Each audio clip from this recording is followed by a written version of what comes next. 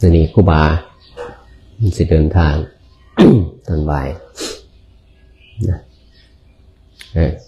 ภาวนาเปลี่ยนหม่องไปเรื่อยๆนี่ธรรมดาของพระปฏิบัติสถานที่นะภาวนาเปลี่ยนหม่องมันจิตบนใจภาวนาไปเรื่อยๆนะมันจะง่ายในสภาวะมันมีพลังนะอย่างไรนะบ่ได้ห่วงนะฝึกบ่อยห่วง ในเรื่องของพระบ่ห่วงทั้งโลกออกมาบวชเป็นพระกับเพิ่นก็ให้ตัดห่วงทั้งโลกนะห่วงทั้งบ่แม่นของง่ายปานใดเด้อยู่เป็นพระก็มีพ่อมีแม่นะตั้งแต่ก็มีเมียตั้งแต่ก็มีลูกตั้งแต่ก็นี้เมียมาบวชนี่ลูกมาบวชนะออกจากบ้านจากเรือนออกจากหน้าที่การงานออกจากกรรมคุณนะโดยเฉพาะกรรมคุณมันออกยากมันดึงนะพระเฮาอยู่ยากนะเพราะมันแตกต่างจากโยมนะโยมนี่บ่มีของห้าม อยากเห็นอยากกินอยากเล่นอยากเที่ยวอยากอยู่ทุกข์สบายอยากเฮ็ดหยังก็อยู่ได้ แต่พอมีศีลนะแต่จิตใจยังบ่ทันมีศีลก็อยู่กันแบบง่ายๆพระเฮาคือกันนะความเป็นอยู่ทั้งโลกมันเคยสิ้นหลายอย่ามาบวชเข้ามาสิมันเป็นยากมันเป็นของอยู่ยากนะมันเป็นของง่ายปานใดเด้มันอยากสบายให้ไปบวชเป็นพระอยากสบายอยู่บ่ท่านหนูอยากสบายอยู่บ่บวชไม่เห็นเข้ามาอยากสบายไม่บวชนะถ้าอยู่แบบถ้าเอาในบ่มีนิสัยมันก็สบายดีนั่นแหละคัดบอกถึงผ่านนะถ้าบวชแล้วบ่ละนิสัยของฆราวาสมันก็สบายโดยอย่างนะสบายโดยศรัทธานะมันสบายโดยศรัทธาเลยศรัทธาอย่างขันมีพระบวชขันมีพระแต่เป็นเนื้อหน้าบุญแล้วมันศรัทธาคนเฮามันศรัทธาพื้นฐานของพุทธศาสนามีพระพุทธเจ้ามีพระธรรมมีพระสงฆ์โดยเฉพาะพระสงฆ์นี่แหละถ้าเห็นพระสงฆ์องค์เจ้าแล้วก็เกิดศรัทธาความเหลื่อมใสในถวายปัจจัย4นะนี่อาหารเสนาสนะยารักษาโรคเครื่องนุ่มห่มรวมไปถึงปัจจัยอันอื่นตามมาด้วยสินทรัพย์สมบัติเงินทองบางสิ่งมันสบาย มันสบายนะถ้าบวชแล้วบ่ได้ปฏิบัติบ่ได้คัดเกลานิสัยของคนมันก็มาอยู่ในนิสัยของพระมันก็เลยสบายส่วนญาติโยมก็คือกันก็เกิดความเห็นบ่ถูกต้องให้เพิ่นอยู่สบายแบบเป็นคนล่ะเพิ่นจังอยู่ได้ดนๆจังซั่นนะอยากกินหยังอยากเปลี่ยนหยังอยากมีหยังขาดเหลือทรัพย์สมบัติเงินทองอีหยังก็หาให้เพิ่นอยู่ได้ นั่นแต่ว่าพระพุทธเจ้าบ่ได้เป็นจังซั่นได้ธรรมวินัยของพระพุทธเจ้าบ่เป็นไปจังซั่นเป็นไปเพื่อการละความห่วงหาอะไรอาวรณ์เป็นไปเพื่อการละกามกิเลสนะเหตุใจเหตุสงบอาศัยความสุขความวิเวกการเกิดจากการชำระกิเลสอันเกิดจากสมาธิฌานเป็นเครื่องอยู่อาศัยความสงบจากตัณหาเป็นเครื่องอยู่มันจึงอยู่ได้มันจึงเป็นเนื้อหน้าบุญอาศัยการปฏิบัติเพื่อหวังมรรคผลนิพพานนั่นเป็นเครื่องอยู่เป็นที่ไปเป็นทางไปนั่นมันจึงเป็นเนื้อหน้าบุญอันเกษมมันบ่เดือดร้อนศรัทธาเนี่ยยังเป็นของที่อันตราย อันตรายที่สุดอันตรายก็ไพ่เวียนอันอื่นเลยตั้งแต่บวชมามีลาภมีสักการะมีสรรเสริญมีญาติโยมอุปถัมภ์อุปถาก อยากได้ยังต้องการยังก็ได้ตามความต้องการตามใดตามความปรารถนาพุทธเจ้าเพิ่นเว้าไว้ลาภสักการะและเสียงเยินยอเป็นอันตรายแสบเพชรนะต่อการบรรลุมรรคผลนิพพานอันเป็นธรรมอันเกษมจากโยคะพุทธเจ้าเพิ่นบอกไว้มันอันตรายลาภสักการะมันก็มาจากความศรัทธาของญาติโยมนี่แหละทั้งเถื่อศรัทธาในหยังศรัทธาในการปฏิบัติศรัทธาในขอวัดศรัทธาในการประพฤติธรรมที่ได้เห็นที่ได้สัมผัสแต่ว่าพระส่วนใหญ่เฮาบวชมาแล้วมาปฏิบัติมันบ่ทันมีมรรคผลนิพพานอีหยังก็ปัดไปติดน้ำมันบัดนี้ปาลบการปฏิบัติบ่เคยได้ปฏิบัติมาปฏิบัติแล้วโอ้โหซึกมีความสุขเกิดขึ้นมากะว่าแม่นว่าจะของดีขยกเอาตนเป็นประมาณในการในความสุขในการหาความสุขขอวัดปฏิบัติศีลธรรมมันก็เลยเป็นศีลปตปรมาสเป็นการปาลบเจ้าของปาลบตนเองเพื่ออย่างบัดนี้เพื่อลาภสักการะเพื่อความสุขอันเกิดขึ้นจากอามิสจากกามคุณความสุขอันเกิดขึ้นจากว่าเข้าเป็นอาจารย์เข้าปฏิบัติดีเข้ามีลาภหลายเข้ามีสักการะหลายเข้ามีบริวารหลายนี่เป็นความคิดที่ผิดแต่พระพุทธเจ้าบอกว่าผู้ปรารถนาผิด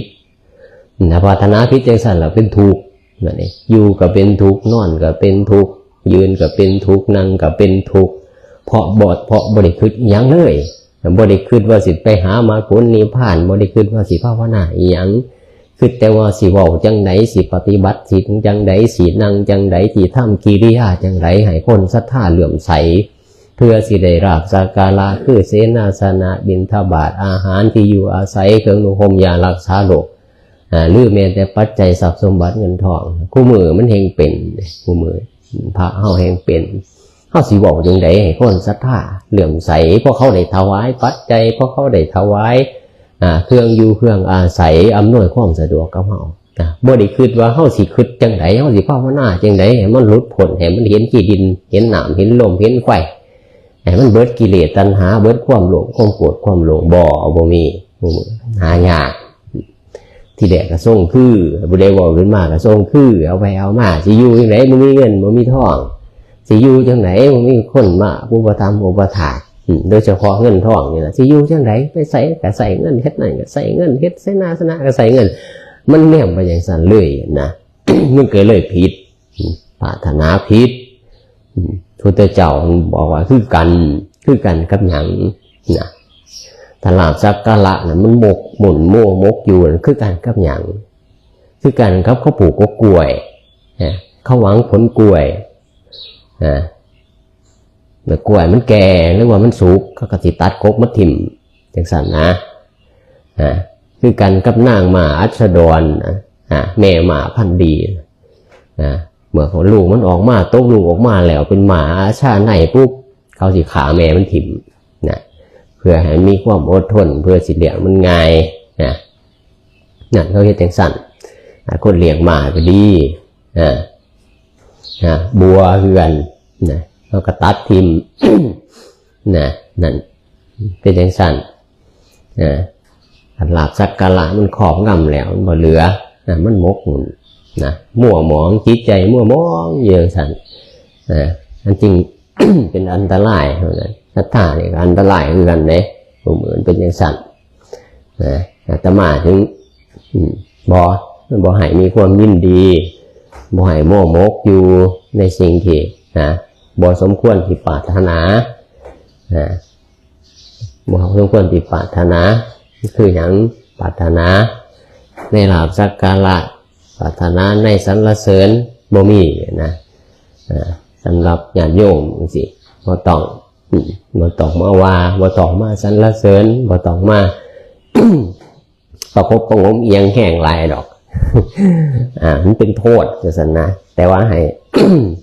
ทำ เรียกว่าอุปถาก อุปถากด้วยโยกยาเสนาสนะจีวรเครื่องนุ่งห่มยารักษาโรคตามการไปบ่ต้องมายกย่อปอปั่นว่าอาจารย์เฮาดีพระเฮาดีผู้นั้นผู้นี้สรรเสริญนี่ลาภมีสักการะมีคนเหลื่อมใสหลายมันติดอยู่หันศรัทธามันก็ติดอยู่หันมันสิบ่เฮ็ดให้ปัญญาของเฮาเห็นความถูกเห็นอริยสัจสี่หรือว่าภาวนาไปสูงกว่านั้นมันติดอยู่ซ้ำนั่นปิติมันไปติดอยู่มันติดอยู่ในปิติที่มีอามิตรเกิดจากอามิตรจากการให้ทานบางจากความเหลื่อมใสในบุคคลบางนี่สั่นปิตินี่เป็นเครื่องกันปัญญาเลยแต่อยู่ในปิตินี่ปัญญาบ่เกิดแต่ว่าถ้าเอาความเหลื่อมใสเอาความเหลื่อมใสจากการได้ยินได้ฟังจากข้อวัดปฏิบัติแล้วทำให้เกิดปัญญาได้ฟังธรรมได้เฮ็ดปฏิบัติให้มันถือรักษาศีลให้ทานก็เฮ็ดดีเฮ็ดได้ละอัตตาตัวตนอันนั้นมันเข้าถึงธรรมมันเข้าถึงธรรมถ้ามันเข้าถึงธรรมแล้วตัวบุคคลมันก็หายไปบ่มีความรักบ่มีความเอ็นเอียงพอรักพอช่าง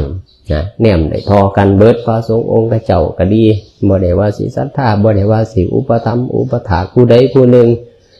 บ่มีความรักบ่มีความชอบใจ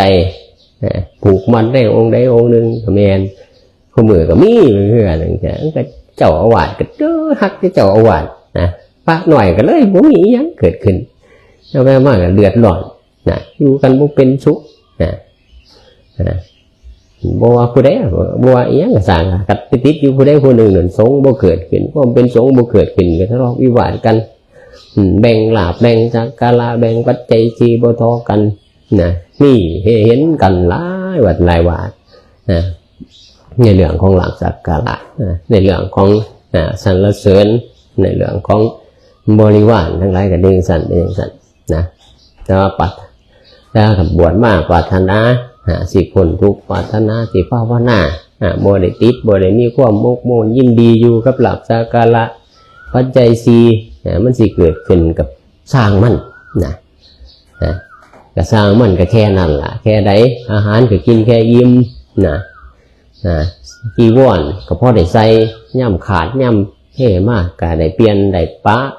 จังสันอยู่ได้เสนาสนะก็แค่พอได้ลบหลีกเล่น ย่ำพักย่ำนอนย่ำภาวนาย่ำอยากสงัดมันก็อยู่ได้ไต่ห่มใหม่อยู่กุฏิอยู่จังไดก็อยู่ได้เป็นความปรารถนาหน่อยเป็นความสันโดษเป็นขึ้นมามันก็ดีตัวเฮาดีตัวเฮาอย่างมันง่ายมันบ่ติดมันบ่เป็นภาระจิตใจมันบ่ไปมกหมุนในลาภสักการะจิตใจมันบ่ถึกยอมในลาภสักการะแต่ว่าถ้าจิตใจมันไปมกหมุนในลาภสักการะเหมือนมันบ่มีเห็นบ่มันบ่มีก็ต้องดิ้นรนเฮ็ดจังไดสิหาเงินได้เฮ็ดจังไดสิหาอาหารหาที่อยู่อาศัยให้มันดีให้มันพอใจ ให้มันเลิศห่วยที่เหลือก็บ่เป็นหยังแล้วบ่เป็นหยังของสนิทบ่เป็นหยังนี่ที่เนี่ยบ่เป็นหยังคือกันถ้าเอาไปมามันยอมใจแล้วบัดนี้โอ้ยเสร็จมันบ่หยังนั่นเป็นพุทธเจ้าบอกว่าคืออุปมาพุทธเจ้าอุปมาต่อคือกันกับสร้างสร้างไผ่กับสร้างหน่อยสร้างไผ่มันลงไปกินหัวบัวในสาในแม่น้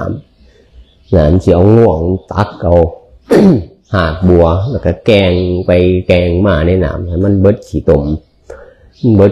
แล้วมันจะเอาเข้าปากแต่ว่าสร้างหน่อยบ่ฮู้ภาษา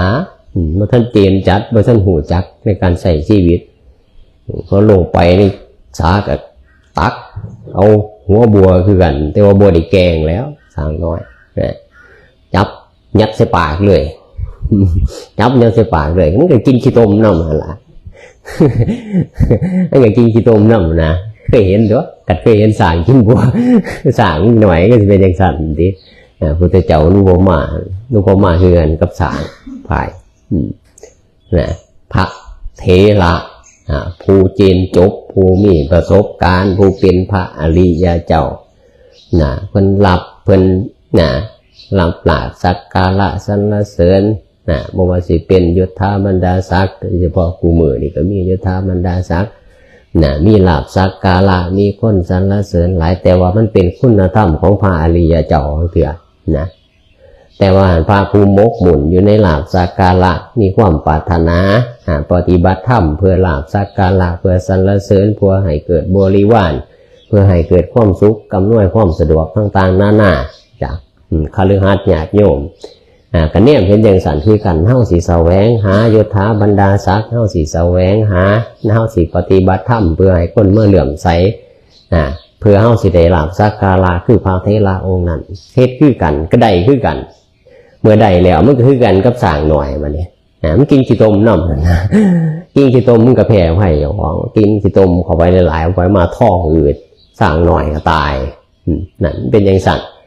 นะมันเป็นอย่างสั่นพอบ่ได้ปรารถนาพอบ่ได้ทำความเห็นให้มันแจ้งพอบ่ได้ปฏิบัติธรรมชำระกิเลสที่มันมีอยู่ในจิตในใจมันเบิดสิ้นไปลาภสักการะมันก็เลยเป็นโทษนะเป็นโทษหลายเป็นโทษมหันต์ถึงความตายไปในที่สุดเลยตายจากธรรมวินัยก็มีสิกขาลาภนะตายไปที่สุดก็ตกไปสู่นรกทุกติวินิบาตนะทุกติทั้งสี่ยังตอนยังมีความยังยินดีเปิดประตูต้อนรับในผู้ที่มกหมุนในลาภสักการะนั้นอยู่นั่นว่าพระเฮาบ่แม่นว่าสิไปสวรรค์เบิดเด้แต่บ่ได้ชำระจิตใจบ่ได้ปฏิบัติเพื่อสิหาทางพ้นทุกข์นี่หมัวว่าเป็นหยังบวชมาทั้งสั้นล่ะหาเงินหาทองใส่ไปอยู่ไปหาลาภสักการะสรรเสริญบอกธรรมะไปให้คนยินดีชื่นชมเพื่อสิหวังลาภสักการะเขาถวายเท่านั้นเท่านี้เนี่ยได้หน่อยก็บ่พอใจสั่นนะสั่นจังซี่มีเห็นแล้วเห็นอะไรนั่นบ่เป็นเครื่องประกันเด้ที่เข้าไหวที่เข้าถวายนั่นก็เป็นประเพณีไปซื่อๆดอกว่าเฮ็ดทำบุญด้วยอันนั้นก็สิได้อันนี้ก็สิได้สมความปรารถนาแต่ว่าข้างในมันมกหมุนอยู่มกหมุนด้วยความอยากข้างในจิตในใจพุทธเจ้าเปรียบไปอีกว่าดาบที่มกอยู่ในจีวรเห็นป่ะคุณเนี่ยมันธรรมดาเนี่ยจีวรที่ลุกเป็นไฟคุณเนี่ยพุทธเจ้าเพิ่นบอกไว้นะจีวรมันห่อนนะความอยากกิเลสตัณหามันคือกันกับดาบที่มกอยู่เสียบไว้ในเอวมันมีฝักนะพร้อมที่บาดเนื้อบาดหนังบาดกระดูกบาดเอ็นตัดกระดูก ขาดเกินไปถิ่มแท่งหัวใจให้เจ็บปวดไปพูดได้บ่มันธรรมดาเลยนั่นนะคือกันนั่นที่เป็นอย่างสั่นเหมือนได้ที่สิหลี นะมันจึงบอกบอกคืบหนาเรียกว่าเหตุให้คนเห็นพิษไปคือกันเนี่ยคนเห็นพิษไปนะมาซ้ำนั่นละเอาไปเพราะว่าพระอรหันต์ผู้ใดมีลาภได้หลายก็เป็นพระอรหันต์ผู้ใดมีญาตินิยมมีคนแห่แหนหลายๆก็เป็นพระอรหันต์เอาแววมากนิยมก็เป็นพระอรหันต์ก็มีไปมาเอาแววมากมันคล้ายเจ้าของมาเนี่ยแววมาขายธรรมะแล้วความจริงปรากฏขึ้นโอ้เป็นสิ่งที่น่าละอายสุดท้ายก็คือกันกับฉากคือกันกับกกล้วยคือกันกับผลกล้วยมันขาเจ้าของ เอาไปเอามากก็ตายจิ้มซื่อๆจ่อยบ่อยากการปฏิบัติการฟังธรรมเนี่ยของเฮาคือกันบ่ได้เว้าให้มันศรัทธาเด้บ่ให้มันเกิดปัญญาอาตมาบ่ได้เว้าให้ไผมาศรัทธาแต่ว่าคำเว้าอาตมานี่คนศรัทธาอย่างก็ได้ส่วนใหญ่หลายที่คนสั่งกันนะอีนี่เลยแต่มันเป็นคำพุทธเจ้าเลยเป็นคำสัตย์คำจริงเพื่อให้เกิดสติเพื่อให้เกิดการระลึกได้เนี่ยพุทธเจ้าเพิ่นก็ว่าเอาสิล่ะบ่ได้เว้าประคบประงมบ่ได้เว้าว่าสรรเสริญโอ้ยโยมเอานั้นมาถวายดีจังเลย100,000 200,000 ล้าน1 2 ล้านเพิ่นบ่ได้ย่อไหนพุทธเจ้าเพิ่นก็เว้าถึงว่าแต่อานิสงส์ของทานจังซั่นเฮ็ดแล้วให้มันละความตนีละอัตตาตัวตนนั่นคือจุดประสงค์ของการให้ทานบ่แม่นทานแล้วกุฏิเฮาวัดเฮาที่ดินเฮาเสนาสนะเฮาอาหารบิณฑบาตเฮานี่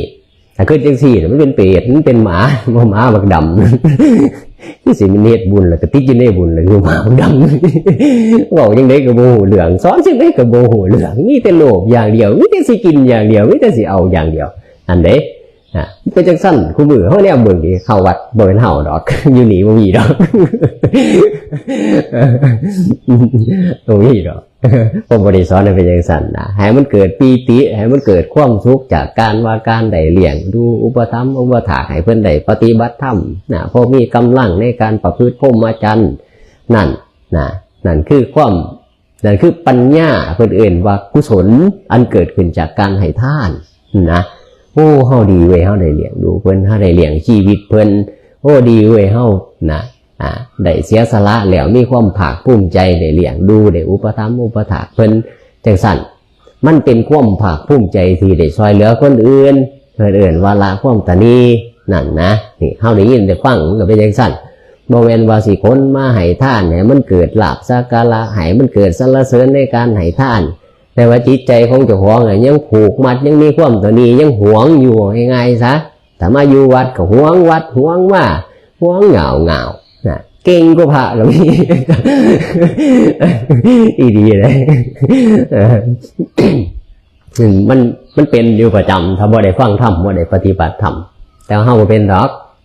บ่เป็นเพราะหยังอาตมาเชื่อว่าบ่เป็นเพราะหยังเพราะมีผู้ห้ามอาตมานี่ห้ามเสมอห้ามพวกเจ้าห้ามญาติทานโยมญาติเป็นอย่างสั่นทำบุญแล้วก็ให้มันมีความสุขจากการให้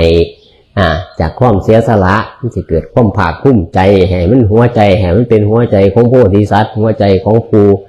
ปรารถนาความพ้นทุกข์มันปรารถนาอยากได้ลาภสักการะสรรเสริญจากการทำความดี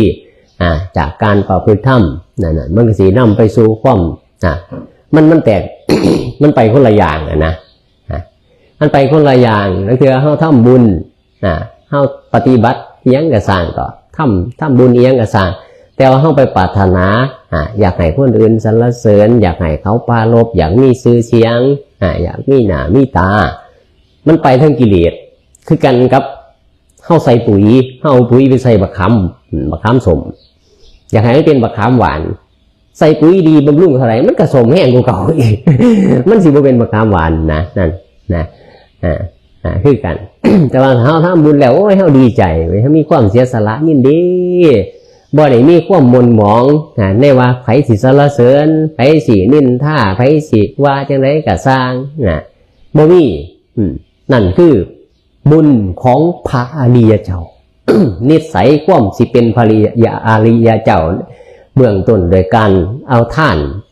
เป็นเครื่องกระทำเป็นเครื่องปฏิบัติเป็นอย่างสันละความตนีที่กันเขาบอกว่าอนาถบินติกะเศรษฐีนางวิสาขานี่เฮ็ดบุญโดยเฉพาะอนาถเห็นไหมอนาถนี่เฮ็ดบุญตั้งแต่รวยจนเบิดเนื้อเบิดตัวจนเบิดทรัพย์สมบัติจนเหลือแต่เข่าไปเกียนแต่ว่าอนาถบินติกะบ่มีความเสียดายว่าเฮาเฮ็ดไปแล้วพระได้อยู่เฮาบ่ได้อยู่เฮาเฮ็ดอาหารเฮ็ดเสนาบิณฑบาตอีหยังเฮาถวายแล้วเฮาบ่ได้ไปติดว่ามันเสียไปแล้วเฮาสิกินหยังเฮาสิอยู่หยังบ่จังซั่นมีแต่ความภาคภูมิใจมีแต่ความภาคภูมิใจมีแต่ความยินดีในความเสียสละแม้เจ้าของสิอยู่จังได๋ก็สร้างนั่นเตือนว่าหัวใจของโพธิสัตว์หัวใจของผู้สิพ้นทุกข์ไปได้ในที่สุดมนทินมันบ่มีบ่ติดอยู่ในจิตในใจสบายนอนก็สบายไปนอนกลางแดดก็สบายไปอยู่โฮมใหม่ก็สบายไปอยู่หม้องใดก็สบายไปอยู่เรือนว่างไปอยู่ในป่าอยู่ไหนก็สบายนั่นเป็นจังซั่นเฮาให้มันมีความคิดเห็นเป็นจังซั่นมันสิสบายมันสิบ่มีความหม่นหมองจิตมุนหมองใจมันสิละมันสิตัดกิเลสความโมหมองจากความสุขกรรมมาคุณว่ามันต้องมีมันต้องเป็นมันต้องได้สมใจดังอารมณ์มันจังสิมีความสุขมันจังสิเป็นบุญบ่เหตุคือเอาเหตุเนี่ยมันถือเลยนะมีคนจม มีคนตีอยู่ก็เป็นประจำมีคนขนาบอยู่เป็นประจำนั่นคือกัลยาณมิตรพุทธเจ้าเพิ่นให้สรรเสริญเพิ่นให้คบหาบดิษฐ์ที่เป็นอย่างสั้นขัดย่อสรรเสริญพุทธเจ้าเพิ่นบ่สรรเสริญปานใดนี่แต่คำสอนของพุทธเจ้าก็ดีเพิ่นกล่าวกับพระอานนท์พระสาวกก็ดี ในพุทธพจน์ในผู้ชี้ขุมทรัพย์พุทธเจ้าบอกว่าผู้ชี้ขุมทรัพย์เลยเลยผู้ชี้ขุมทรัพย์ถ้าว่าเป็นบาลีพุทธเจ้ามันก็บอกว่าเปรียบคือกันกับช่างปั่นหม้อสร้างปั่นหม้ออานนท์เขาปั่นหม้อเขาสิเฮ็ดจังไดเขาสิเฮ็ดจังไดเขาเอาขี้ดินมาเฮ็ดจังไดเขาสิเอามาบดเขาสิเอาขี้ดินขี้หินขี้มันแกมกันมาบดแล้วก็มาเข้าเครื่องบดบ่มีเครื่องบดก็เอาใส่หม้อเอาใส่โคกเอาใส่ภาชนะแล้วก็ตำบดจนมันเป็นขี้ตมที่ละเอียดเอามือจับแล้วบ่เห็นเศษหินเศษขี้ดินที่มันเป็นก้อนคนเด้เฮาคือกันเฮาคือกันเฮาที่ทำแก่เธอแก่สาวกทั้งหลายคือกันกับสั่งปั่นหม้อคือกันกับสั่งปั่นหม้อเฮ็ดจังสันคือกันเฮาสิขนาบแล้วขนาบอีกสี่โทษแล้วสี่โทษอีกผู้ใดหวังมรรคผลนิพพานผู้ใดหวังความพ้นทุกข์ผู้นั้นสิทนอยู่ได้ผู้ใดมีกิเลสตัณหาร้ายก็สิย่นย่อถอยออกไปแต่ว่าผู้ใดมีจิตใจมีปัญญามีศรัทธาในคำติติงในคำเตือนสติของเฮาตถาคตแล้วผู้นั้นบ่มีวันเสื่อมผู้ใดพุทธเจ้าอุปมาคือการผู้แสวงหาทรัพย์ผู้แสวงหาความสุขทั้งหลายถ้ามีความอดทนมีความภาคเพียร อยู่เป็นประจำผู้นั้นก็สิหวังความสำเร็จบ่มีเสื่อมอานนท์ภิกษุทั้งหลายเธอจงรักษาเธอจงเข้าไปใกล้เข้าไปนั่งใกล้เข้าไปสำเนียกเข้าไปฟังในคำของผู้นั้นของเฮาตถาคตหรือว่าผู้ชี้หรือว่าผู้บอกผู้ตื่นสตินั้นให้รักษาไว้ให้อุปถากไว้ให้ได้เข้าใกล้ให้ได้ฟังธรรมให้เพิ่นขนาบอยู่เป็นประจำให้เพิ่นเตือนอยู่เป็นประจำบ่มีเสื่อมควรรักษาไว้ตัวนี้ตัวเดือนกัลยาณมิตรผู้ชี้คุ้มทรัพย์แต่ว่าขัดผ้าก็เตยกย่อสรรเสริญบ่ปั่นกันโอ้ยจังสันอาจารย์เฮาดีกว่าจังเฮาดีเฮ็ดของเฮาเอียงก็มีนิดเดียวดีเบิดดีไปดีมากก็ตายย้อนดีกันนามสักการะสรรเสริญได้ยกย่อบ่ปั่นเราไปเอามาก็ลงเจ้าของมีบาดพระก็ลงเจ้าของโยมก็ลงพระเอาไปเอามาก็เลยตายนำกันซะนี่จังสันนี่จังสันในตะหนูได้ยินอยู่บ่ขอบคุณว่าหลับเร็วเลยเว้ยหลวงพี่ลุงหน่องเลยว่ะหน่วยบวชแล้วสันติหลงคักบ้านนั้นเนาะอันตัวมันจะสิได้ปล่อยว่างบวชเลยแล้วท่านหลวงพี่ลุงหน่องลืมพี่ลืมหน่องคักบ้านนั้นบวชแล้วเว้ยเห็นเขาสิทธิสรรเสริญผลดีเนาะเอาจากภาษาหนึ่งเนาะไหวบวชไหวอีกแล้วนะละก็บอกให้ฟังเล็กๆหน่อยๆเพื่อเป็นเครื่องสดับสติปัญญาเพิ่มพูนบุญญาบารมีเพิ่มพูน